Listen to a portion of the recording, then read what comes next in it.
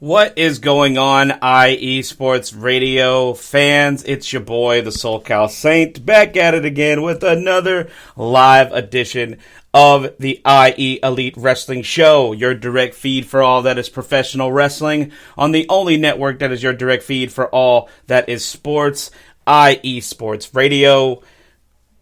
Welcome to the show, guys. Welcome. It's a lovely Tuesday morning, well, technically afternoon here in Texas. For y'all on the West Coast, it's a lovely morning. On the East Coast, it's also the afternoon. So welcome if you're listening throughout the United States and internationally. I'd love it. I appreciate it. Thank you. Show me some love. Give me a like, subscribe. If you're listening live on Spreaker, thank you. If you're listening later on the downloads on Apple Podcasts, Spotify, iHeartRadio, all that good stuff, Google Podcasts, thank you. If you're listening on YouTube, I do appreciate it. Thank you so much. This has been quite the little week of wrestling news coming. A lot has happened. If you're looking at the title of my episode for this week, it's called The Inmates Running the Asylum, Brawl Out Saga Continues. And we're going to focus a lot on that because some stuff went down over the weekend after AEW Collision went off the air this past Saturday. And it's just showing that the drama within the AEW locker room just continues to build. It's just ridiculous that the crowd of AEW diehards just can't focus on the reality of the situation, that this is not beneficial for the success of AEW in the long term. This is seriously showing cracks within the foundation that could potentially lead to an even bigger problem later down the road. I feel like it's already a huge problem anyway, but more on that later. We're going to get into that. That's going to be the main focus of this episode for sure. But I just wanted to start the show off first. Again, thank you to our sponsor for IE Sports Radio. That is Planet Jerky, the premium brisket beef jerky. They are also the sponsor for the Lake Elsinore Storm. They are also our sponsor here for IE Sports Radio. If you haven't already, please go to their website, planetjerky.net. Check out all the great, delicious options that are there for you. No MSG. It's 100% brisket beef jerky. Low in sugar, high in protein. It's good for you, especially if you're on a diet. It's definitely a good option as a snack, to help you through those hard times within that diet. Planet Jerky, it's out of this world. Ooh, yeah! And also, check out iesportsradio.com. If you haven't already, sign up. It's free. It's totally free to sign up and be a part of the website. You can actually interact with numerous hosts of awesome IE Sports Radio shows. We have blog posts that you can read. You can read up on your favorite IE Sports Radio shows and hosts. You can check out the Hall of Fame page on there. You can also check out our IE Sports Radio shop. And if there's stuff available, which there should be, in the shop, I know we sell out quite a bit. Our stock, goes pretty. It starts off and it just drops pretty quickly. Because people are showing some love, showing us some love, throwing some shekels our way, and buying some merch, showing that they are fans of IE Sports Radio. You should check it out. If you are a fan of IE Sports Radio, get yourself a t-shirt, get yourself a hat, get yourself a sweater. Just check out the awesome options that we have on the IE Sports Radio shop. Give us some love. Follow us on X. Follow us on Facebook. Follow us on Instagram, TikTok. All that good stuff, IE Sports Radio. You can also follow my page at IE Elite Pod on X. And you can also check out my page on Spreaker, as well as on the IE Sports Radio website. Check it out, guys. So, we're going to jump into some news here before we get into the main focus of the show. a lot of Impact Wrestling news. I wanted to jump off with Impact Wrestling. I've always touted Impact Wrestling because Impact has been like the sleeper hit in this new war of wrestling that we're in, this new renaissance of wrestling that we are all experiencing between AEW and WWE.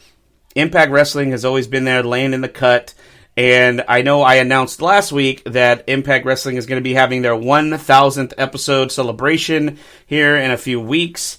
And it was just announced that for the first time in 7 years together on Impact Wrestling, Bully Ray and Devon, brother Devon Dudley, better known as Bubba Ray Dudley and Devon Dudley of the Dudley Boys. They are WWE Hall of Famers. They are also Impact Wrestling Hall of Famers.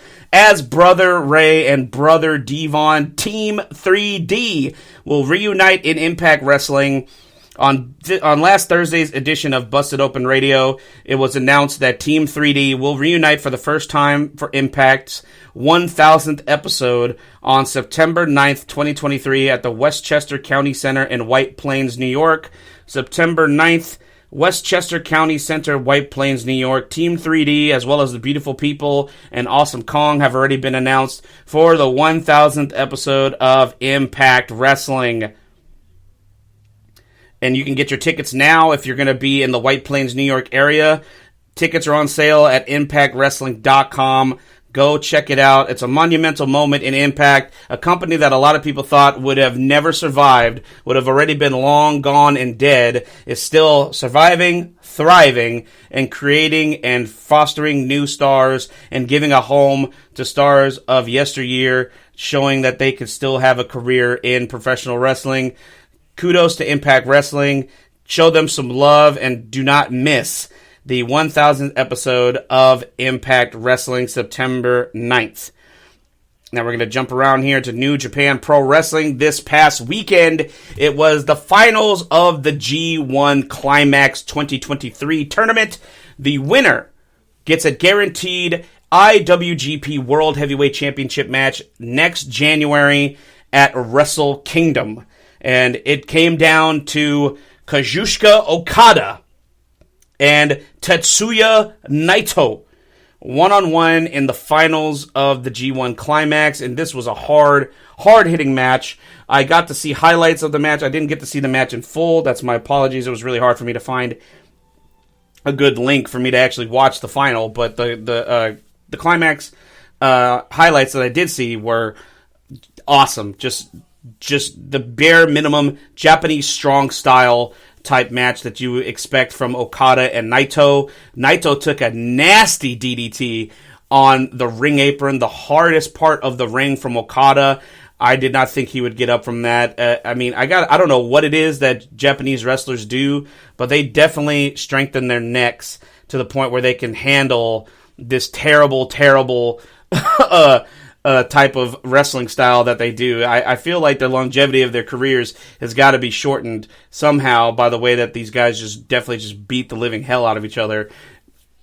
With all that aside, the match came down to finally, I honestly thought that IWGP and New Japan were going to go with Okada winning again. Okada has won 4 out of the last 6 tournaments.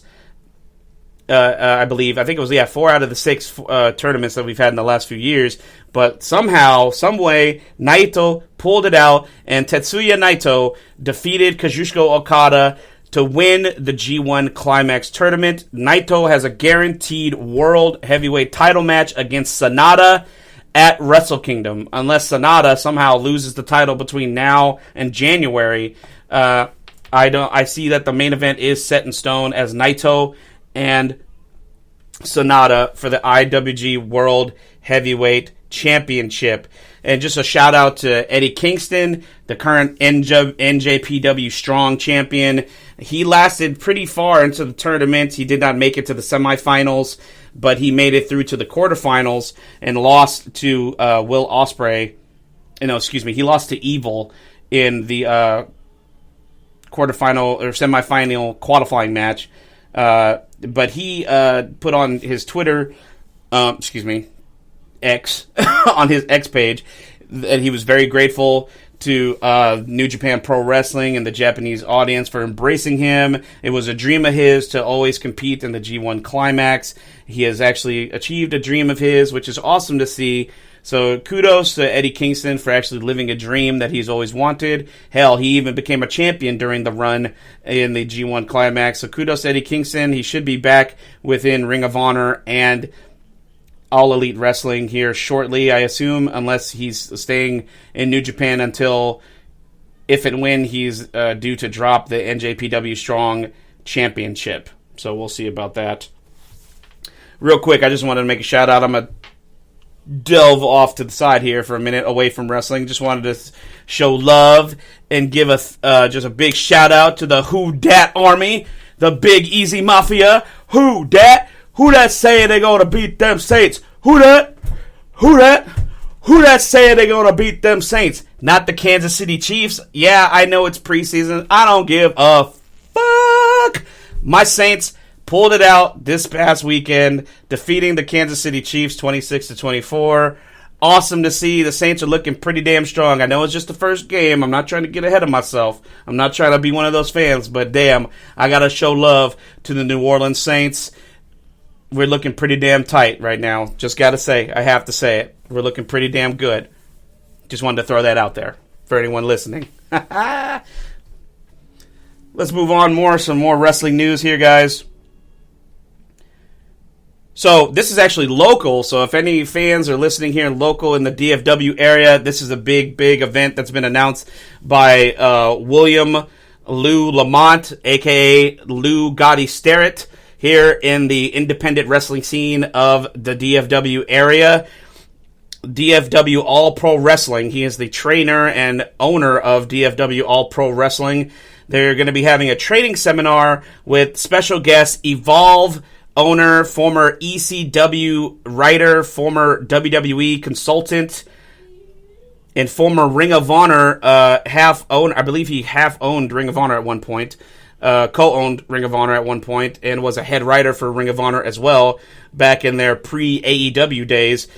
Gabe Sapolsky, who learned under the tutelage of Paul Heyman during the ECW's big run. This was during ECW's heyday. Gabe Sapolsky was basically Paul Heyman's right-hand man during this time. As a very young man, Gabe Sapolsky is going to be doing a wrestling training seminar with the DFW All-Pro students for active and trained professional wrestlers only.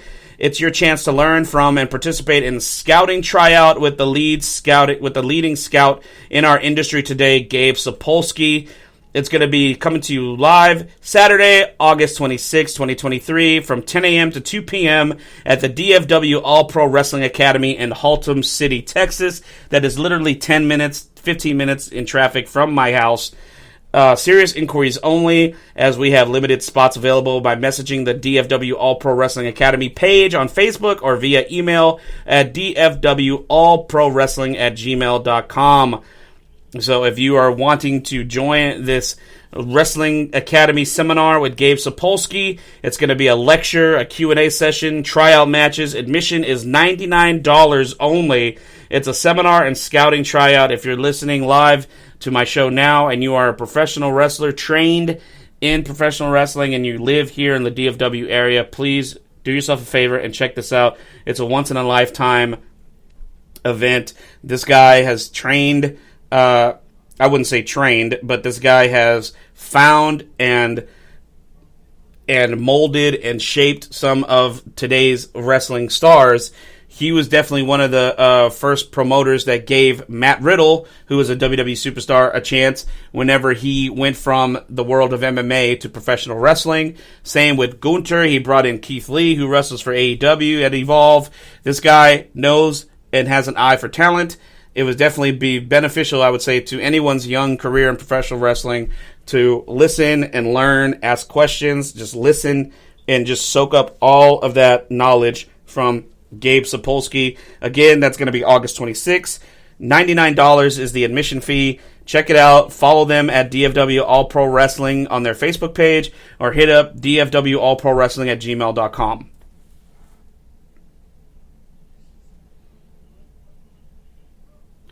I don't know if I broke this news last week. I can't remember if I did or not, but the merger between Endeavor and WWE is nearing conclusion. It's supposed to be concluding in September, so we're literally just a few weeks away from the completion of this merger between the UFC head company Endeavor and the WWE. When this merger completes, there will be a new board of directors where Vince McMahon sits at the top of it with the owner of Endeavor, and certain members of the board of trustees from both companies have already been slotted for spots. One person that has been excommunicated, so to speak, from the board of directors, who currently sits on the board of directors of the WWE, is the head of creative, currently the COO and head of talent relations, Triple H, Paul Levesque, the son-in-law of Vince McMahon. Triple H will no longer have a spot on the board of directors once the merger has been completed. A lot of people have been taken aback by this news, saying that this may be a bad thing in the long run, but I mean, it's just a wait and see approach. Hopefully, this doesn't turn into something where Triple H is ousted from head of creative, because that's definitely not something that the WWE needs, especially with the trajectory that they're on, that they have been on for the last year and a half, possibly 2 years now. They have been on the rise. Talent has been happy for the most part. A lot of talents that wouldn't be getting television time and getting a strong push have been getting a strong push under Triple H. The Bloodline storyline, of course. I say more? But we just have to wait and see. Also, there's been rumors that cuts will be coming after the merger happens. So that's always a sad thing to see, but that's a very common thing when it comes to companies merging together. There's always some sort of job cuts after something like this happens. I'm just hoping that there's not this gigantic exodus of really talented people from the company that could have been done, that something could have been done more for. You understand? But that's just a wait and see approach. That's just something we have to look out for, guys. In terms of wrestling news, guys, it has been announced, of course, WWE's next pay-per-view premium live event that will be live streaming on Peacock and internationally streaming on the WWE Network will be coming to you live Labor Day weekend, Saturday, September 2nd at the PBG Paints Arena in Pittsburgh, Pennsylvania. It is Payback. Payback has been announced after the successful SummerSlam event. This is going to be the first Payback event since 2020. It'll also be the first Payback event held on a Saturday and in September. And it is also going to be streaming live on the Binge streaming service in Australia. This is going to be a nice little event. I'm looking forward to it. It feels like we're planting the seeds already the last couple weeks.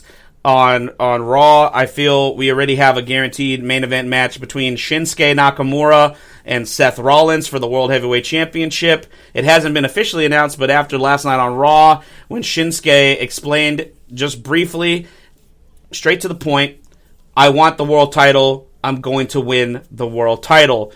And Seth Rollins came out, I guess they shook hands, and it looks like we have a set match at some point before it's officially announced. I believe it will be announced for Payback.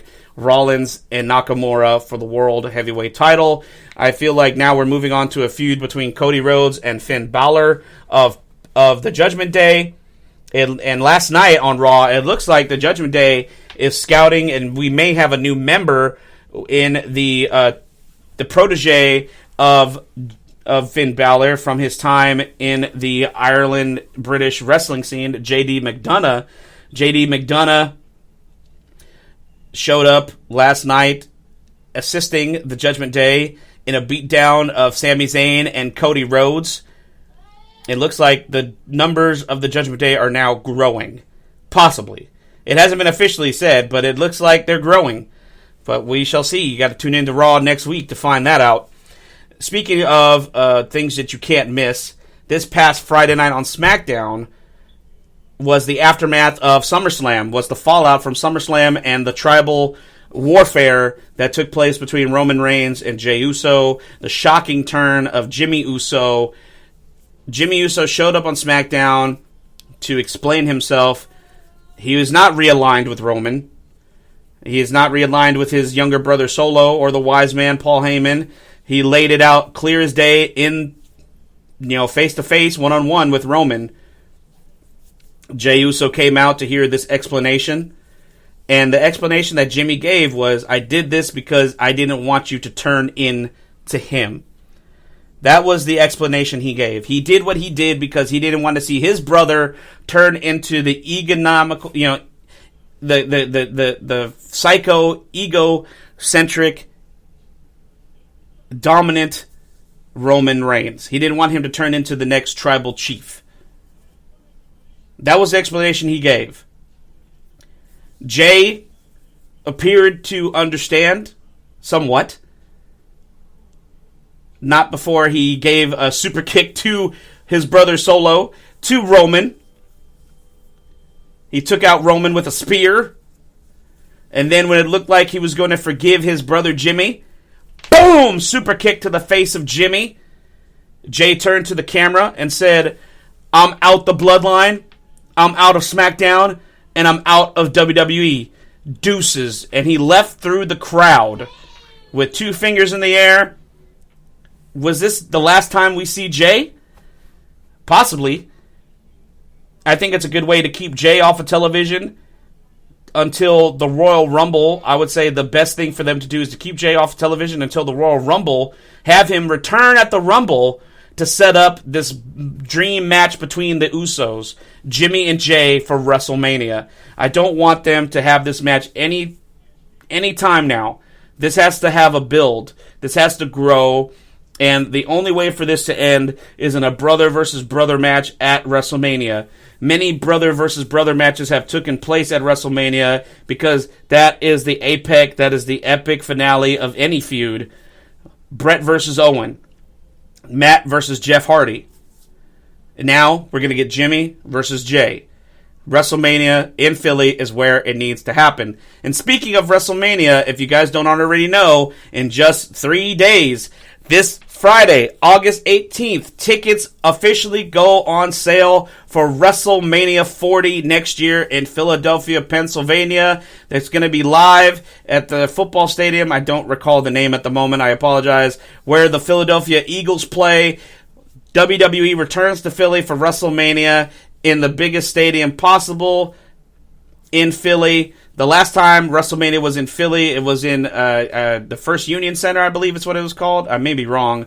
But it was WrestleMania 15. It was the first WrestleMania clash between The Rock and Stone Cold Steve Austin for the WWE Championship. That was all the way back in 1999. WrestleMania comes back to Philly here in the year 2024. Tickets go on sale this Friday.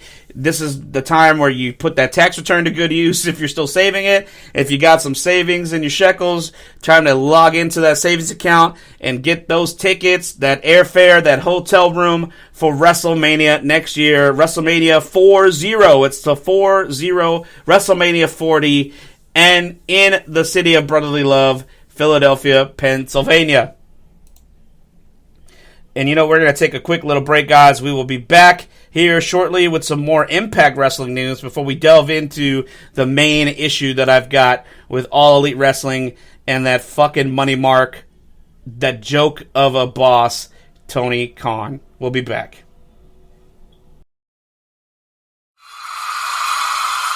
Damn! PDT! Set! Hey!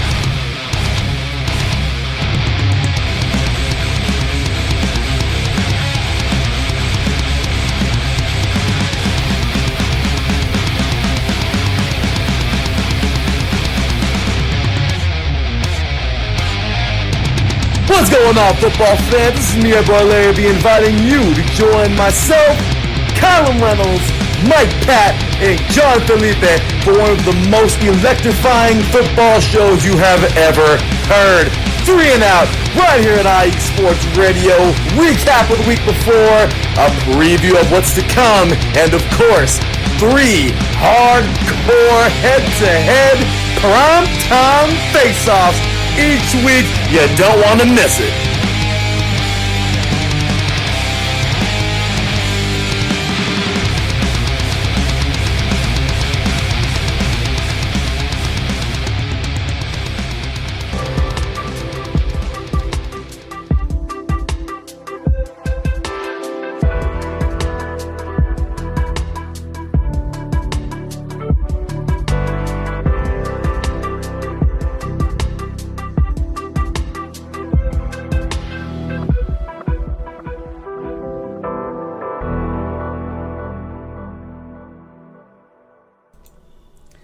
Welcome back to the Elite Wrestling Show. It's your boy, the SoCal Saint. Still on the air, still talking that wrestling jive, man.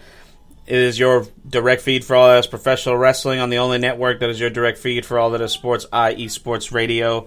Follow me at IE Elite Pod on the X, and follow IE Sports Radio at IE Sports Radio on the X. That's so freaking... I'll never get used to saying that.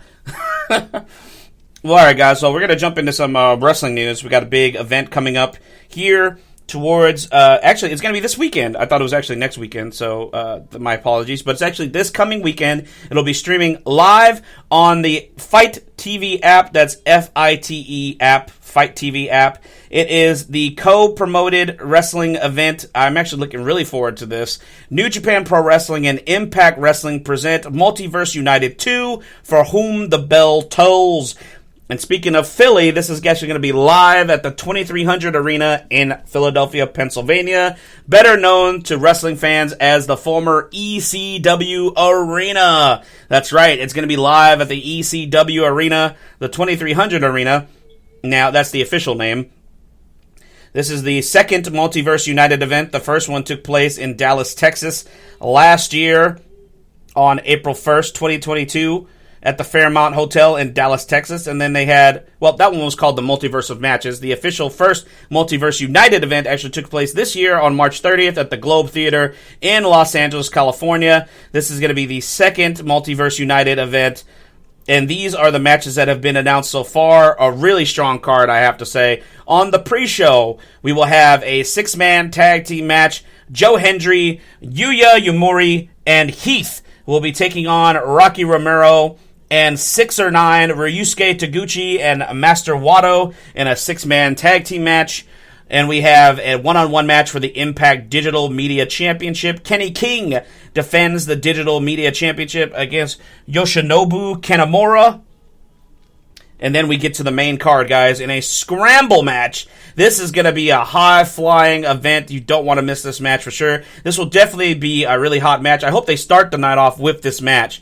This will be a scramble match. Bushi versus Chris Sabin versus El Desperado versus Frankie Kazarian versus Kevin Knight versus Mowell versus Rich Swann. That's a big, big match, guys. Next matchup on the card is going to be Dukai, I think I said it wrong, Dukai versus Sami Callihan. That should be a hardcore match. Sami Callihan, of course, known for the time where he took out Eddie Edwards' eye with a baseball bat. If fans don't remember that, you should go look it up on YouTube. That was just a vicious feud between himself and Eddie Edwards.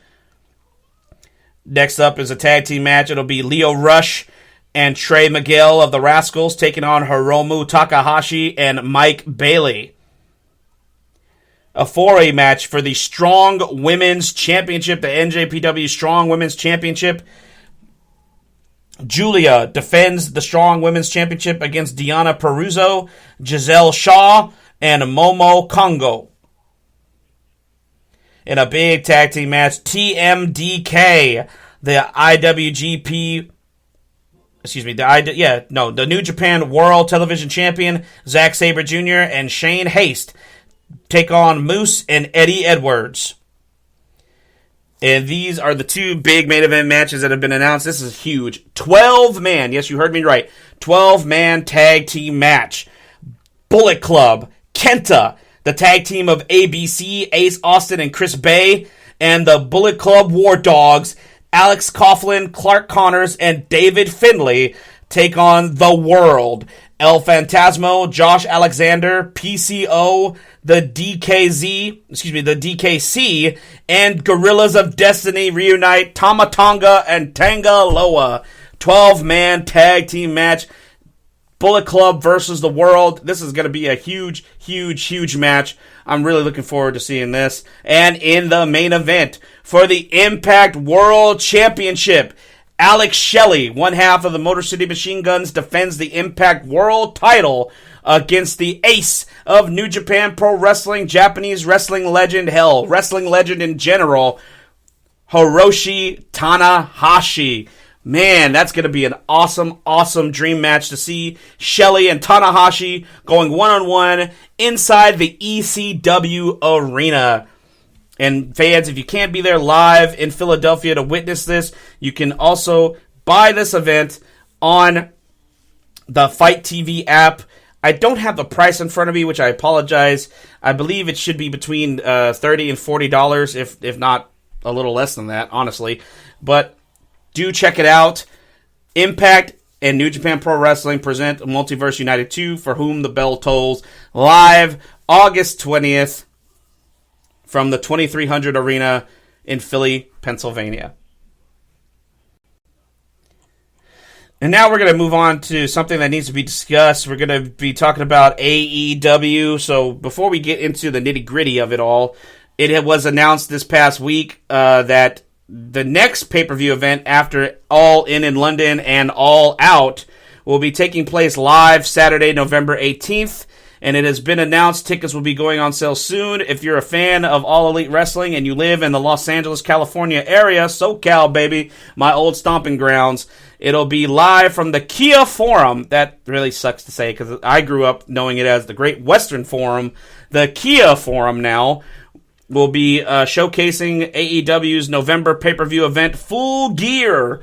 Full Gear will be live Saturday, November 18th.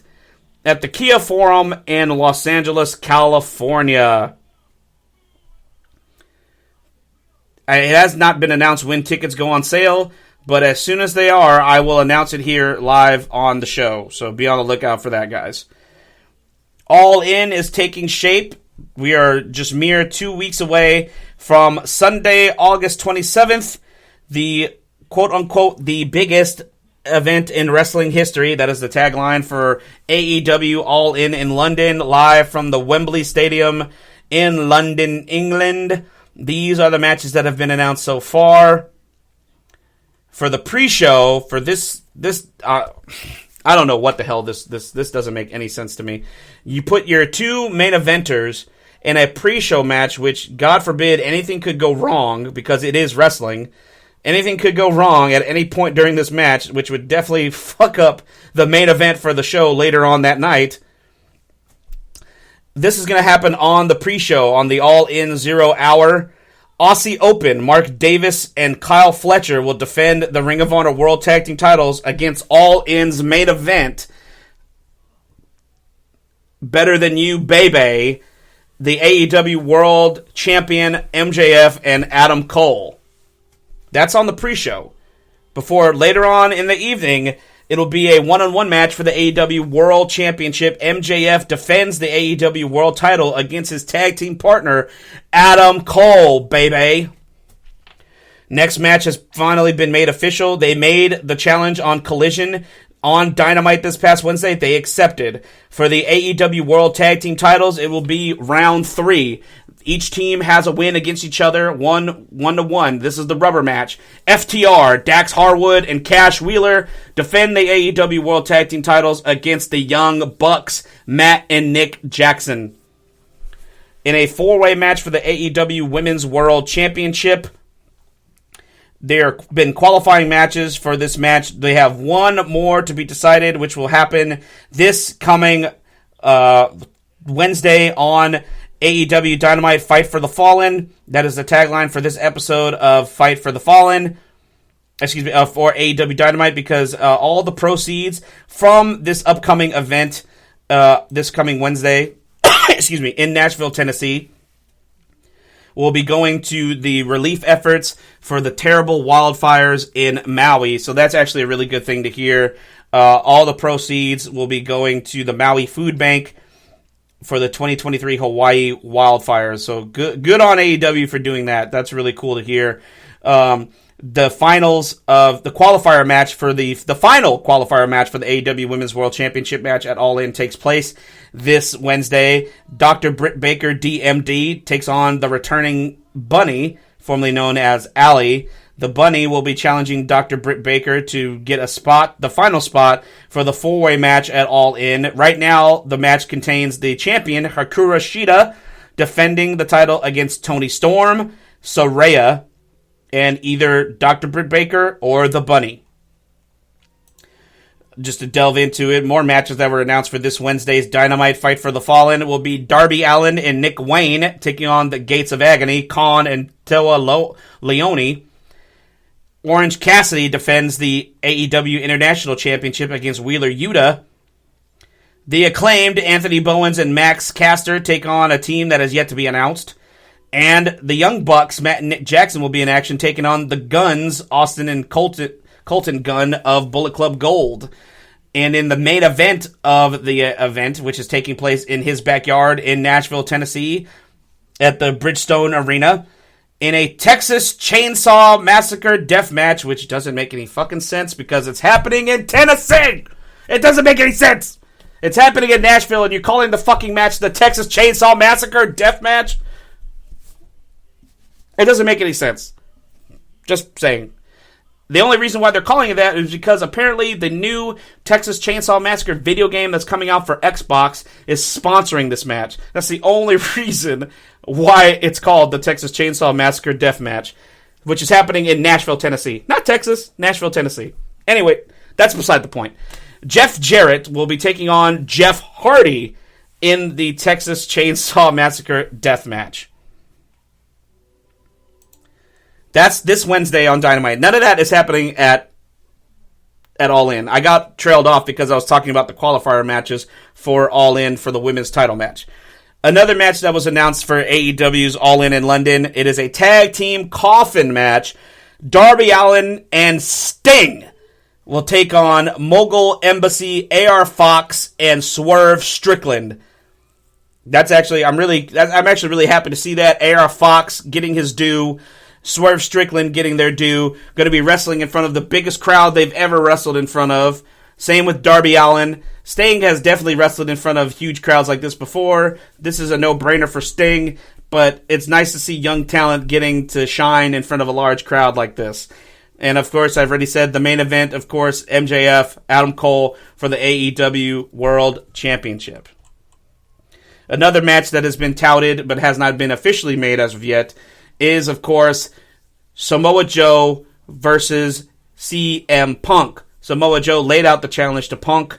Punk has yet to reciprocate or answer the challenge, but I feel like it's a no-brainer that Samoa Joe versus CM Punk will be added to All In London. And speaking of Punk, speaking of the Young Bucks, we got to get into it, guys, because this is the tagline of what I have been, what I named this episode of.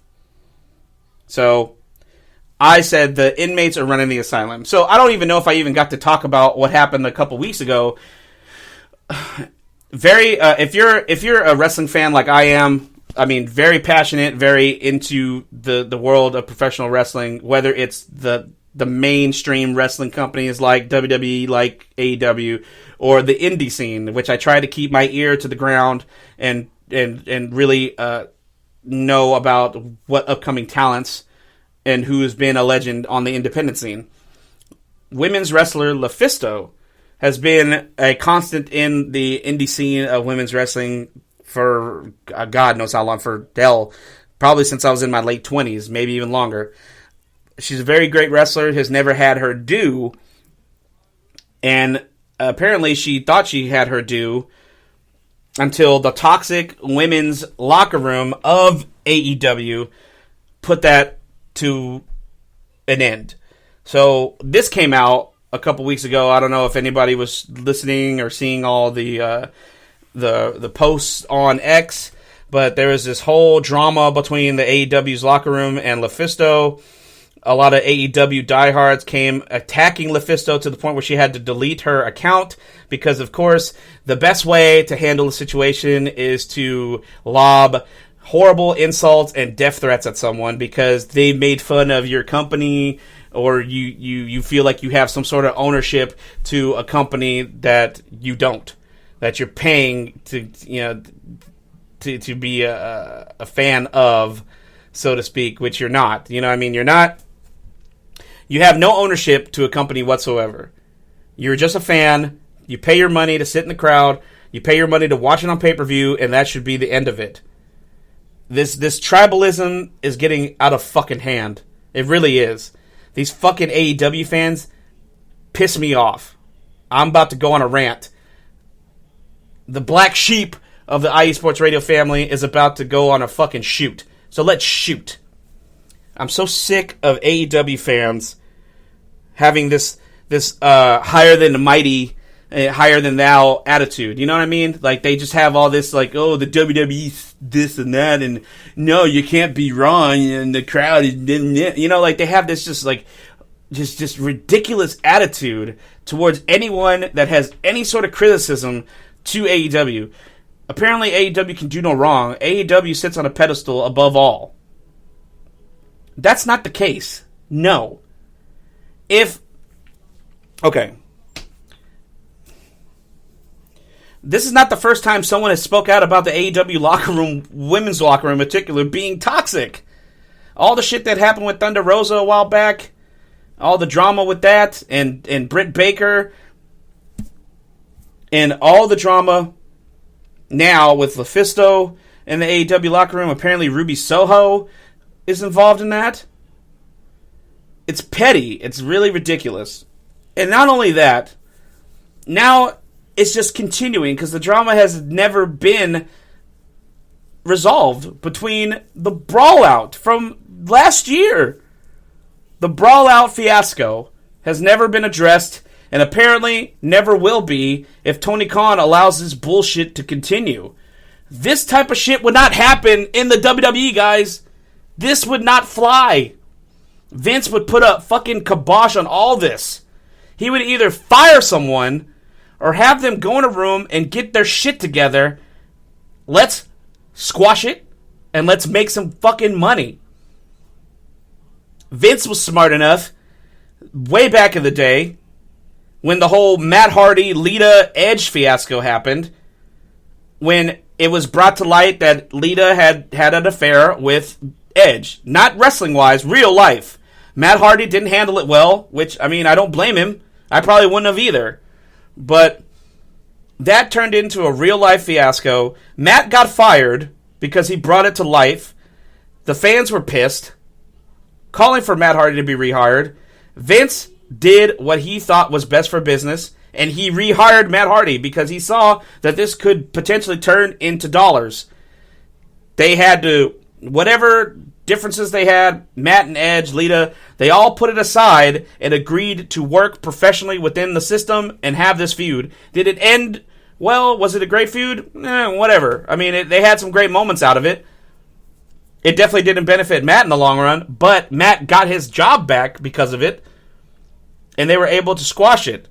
Chris Jericho and Goldberg famously had a fight because of issues they had back from their WCW days. They had the fight.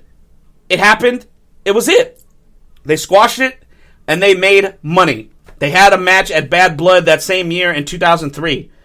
Booker T and Batista didn't like each other, got into a fight at a SummerSlam commercial shoot. They squashed it, put it aside, and made money. They main evented multiple pay-per-views together for the world title. You know why? Because they're grown men. You know why? Because they see the bigger picture.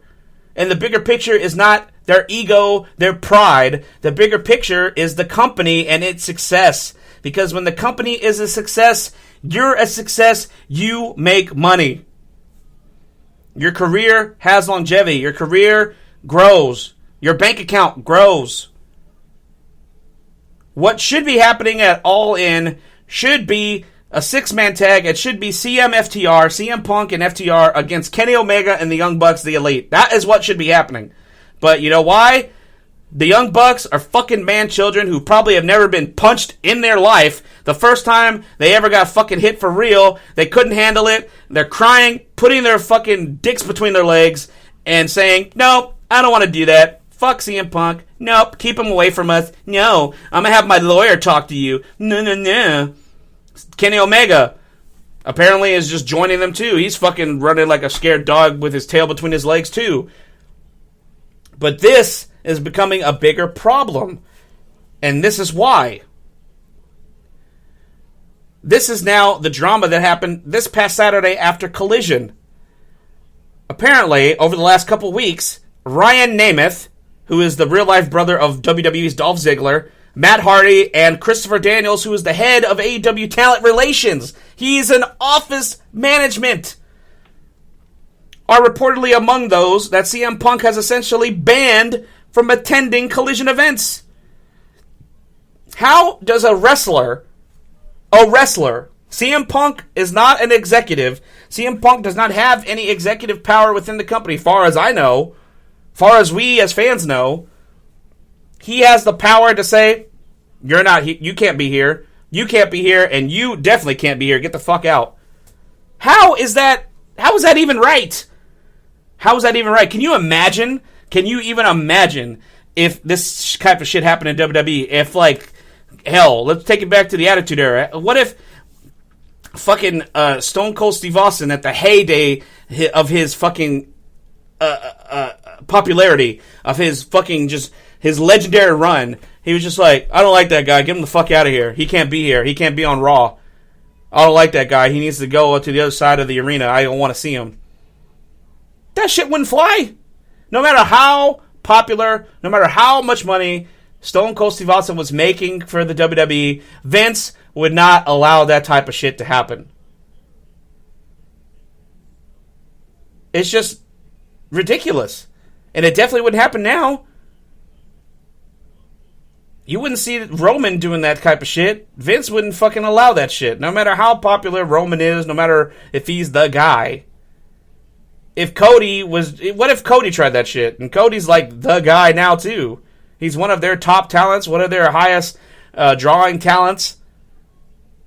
That wouldn't fly. What if all of a sudden LA Knight, got a big head, with his new popularity. He's the highest merchandise seller in the company at the moment. What if he all of a sudden was like, I don't want Hit Row to be in my locker room. I don't want the LWO in my locker room. I don't want Bobby Lashley in my locker room. That shit will not fly no matter how many t-shirts he's selling. Apparently, after this went off the air, after Collision went off the air, CM Punk buried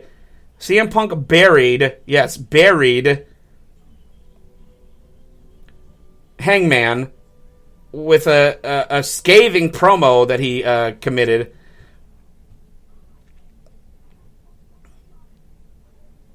I'm trying to find what exactly he said. Punk said something about Hangman not selling. He said, I went to a local toy. This is what he said. Yes, I went to a local toy store today here because they were in Hangman's backyard. They were in Greensboro, North Carolina, this past Saturday. I went to a local toy store, and what did I see? All these Adam Page toys, Hangman Adam Page, hanging on the shelves. He's like, they should call him Pegman because he doesn't sell toys. They just sit on the shelf collecting dust. He's like, unlike me, I pop ratings, I sell merch, I sell toys. He just took an opportunity to take a shot at Hangman Page, who was not even there. But just the fact that apparently Collision is Punk's show, he can pretty much do whatever the fuck he wants.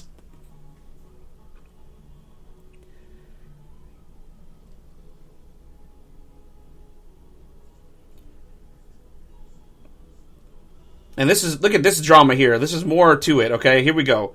Hangman had shown up at the Greensboro Coliseum before Collision, planning to record a promo for the following week's Dynamite. He was turned away and told the promo would have to be taped somewhere else because Punk didn't want him in the arena. When Punk made an appearance on Dynamite on June 21st, this is 2 months ago now, he confronted Ryan Nemeth backstage over a tweet where Nemeth had referred to Punk as literally the softest man alive, in response to Punk saying, I'm sorry that only the people softer than you are the wrestlers you like. Nemeth apparently is known to be close to the Young Bucks.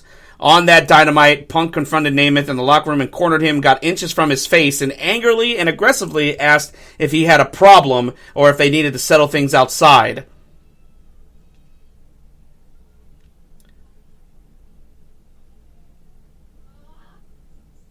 Even it's gotten to the point where Nemeth has already deactivated his Twitter account. Namath arrived at the collision taping in Greensboro this past Saturday. He was scheduled to be in the first match, but then he was told that he was not needed and he had to go home. And a lot of the wrestlers are in an awkward position when it comes to speaking out against Punk in any way, since Tony Khan has made it clear that he is a big part of AEW's business strategy to sell tickets, sell pay-per-views, and draw ratings. Khan himself is personally a big fan of Punk. When Punk made his return a month ago, Khan stood up backstage in the gorilla position with his headset on and started pumping his fist and chanting CM Punk enthusiastically as Punk walked by. Punk otherwise has received good reviews for his leadership behind the scenes.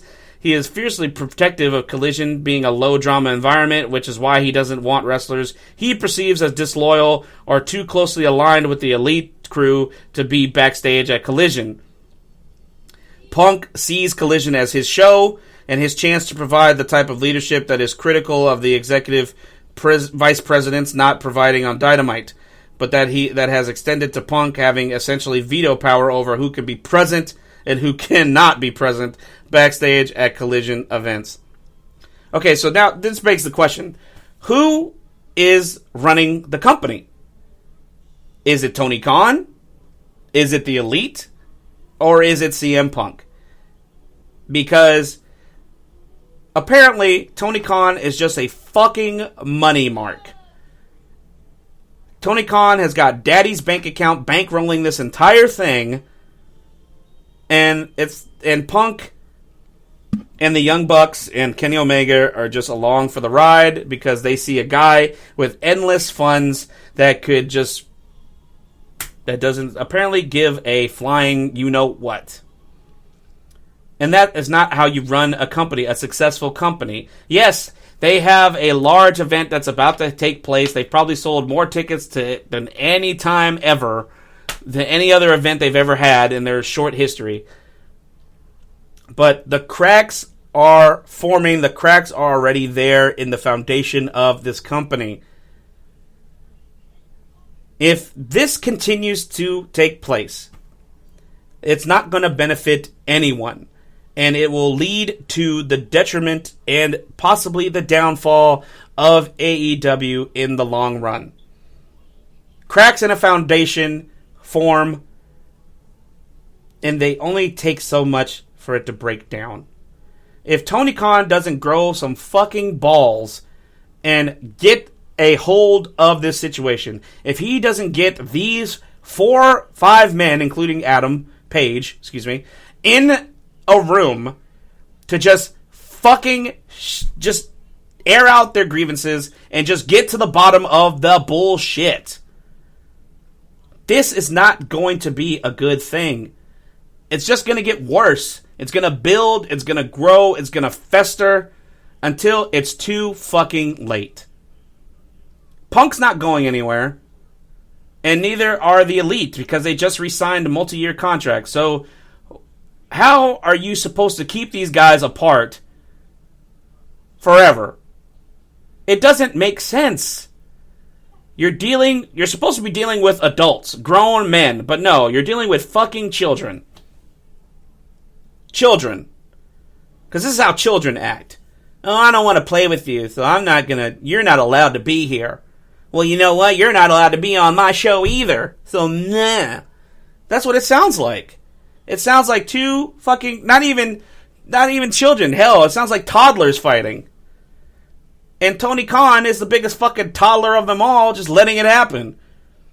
You're supposed to be the boss. You're supposed to be in charge. No one should have more power than the man that's signing the checks. No one has ever had more power than Vince McMahon this entire time. Because Vince runs the show. At the end of the day, Vince is the bottom line. Vince has and always will be the bottom line until the next guy comes along when Vince finally kicks the bucket, because he definitely ain't retiring again. Tony Khan is festering an environment that's going to be a detriment to his company in the long run. There's no way in hell that any positivity can grow from this unless he saddles up, sacks up, and gets these guys in a room to fucking squash it. Just let it be. Does it have to get physical? No, unless they want it to. They just need to act like grown adults. Get it over with. Talk it out. Do what you have to do for the bottom line. And the bottom line is the continued growth of All Elite Wrestling. If that does not happen, it's just going to add chips in the armor, chinks in the armor, to where they can't grow from this. They're not going to be able to climb out of the fucking hole that they're starting to dig for themselves.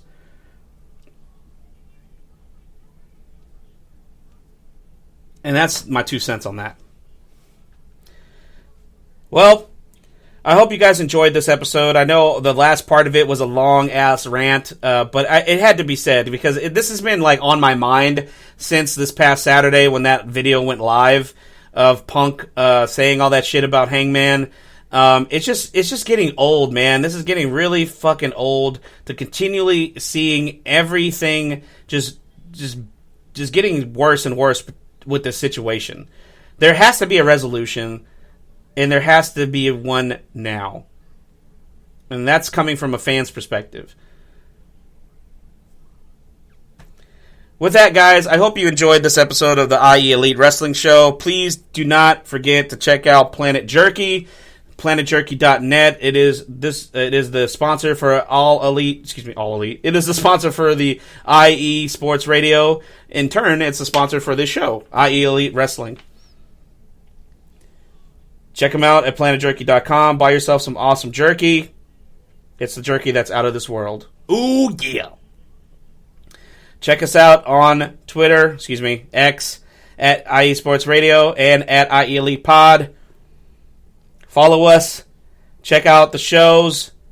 Check out the schedule for the upcoming shows for the rest of the day and this week. Guys, it's been a pleasure. I'll see you guys next week. Same SoCal Saint time. Same SoCal Saint channel. And again, who dat, baby? Go Saints. See you guys.